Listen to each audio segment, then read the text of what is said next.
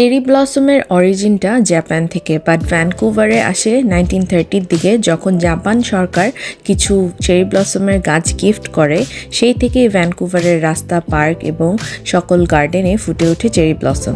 ভ্যানকুভারে মার্চের শেষ থেকে এপ্রিলের শেষ পর্যন্ত পুরো সিটি যেন চেরি ব্লসমের ফুলের কার্পেটে ঢাকা পড়ে যায়। চেরি ব্লসমের লাইফ স্প্যানটা খুবই ছোট, যেটা আমাদেরকে শেখায় জীবনের ক্ষণস্থায়িত্বতা, কিভাবে অল্প সময়ে সৌন্দর্যটা উপভোগ করা যায়।